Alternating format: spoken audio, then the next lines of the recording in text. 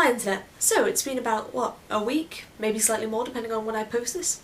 So there's something that's been annoying me for a while, and I figured, the best time to say it is probably to a camera, on the internet, to a load of strangers. And so the thing that's been annoying me is orange faces. What's with the foundation abuse? I think it's actually pointless to look orange. Now don't get me wrong, maybe some people find it attractive, but I'm not one of them.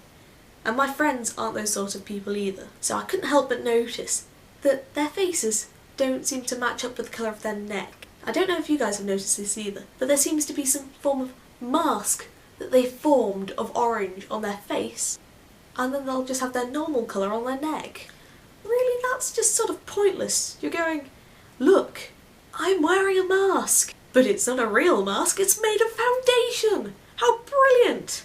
Now I can understand if, you're not very self-confident and you wear some makeup, that's fine. But really, if you're that self-conscious that you're trying to mould yourself a new face out of foundation, I think you actually need to go talk to someone about it. Now maybe I'm mistaken, and it's actually attractive. I'm only saying my opinion. And really, if I were to hit you and it would leave a handprint, you're wearing too much. Don't get me wrong, makeup looks nice. I have friends who put on makeup very well. I'm not one of them. I've only ever brought one piece of makeup, and that was mascara. And yeah, I have some bits and bobs, but they were sort of bought for me. Now another thing that's been going on in the news quite a lot are the riots in Egypt. These riots have been going on because President Mubarak has been in power for 30 years. 30 years! I haven't even been alive for 30 years. That's ridiculous. I get bored at school for an hour. I wouldn't be able to run a country for 30 years. The only reason President Mubarak got into power anyway was because the guy who was the president before him got shot. And President Mubarak actually ended up being shot through the hand, I think. But something brilliant has formed throughout these riots. I don't know about your recent knowledge on Egypt, but before these riots, there was some uproar of the two religions that seemed to be at each other's throats, Christianity and Islam. Now, I'm not religious, but I don't really think you should be fighting about religion. I don't know, maybe that's just me. I also don't know about your knowledge on Islam, but they pray 5 times a day. And so during these riots, and bear in mind that 90% of Egypt is Muslim, 10% is Christianity, and there are obviously going to be some other religions thrown in there as well. I'm just talking about the majority. While the Muslims were praying, in order to protect them, the Christians formed a human shield around them.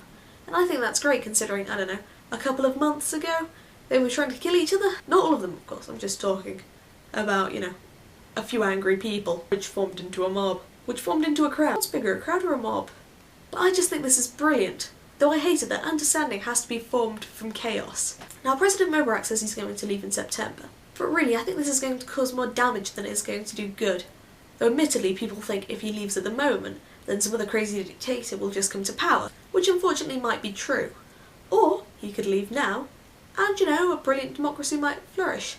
Because at least if you have idiots running the country, and you have to go, that was sort of our mistake, next time we'll choose better people. And that's what Egypt seems to be saying.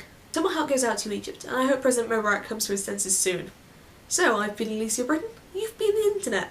I hope you've enjoyed it.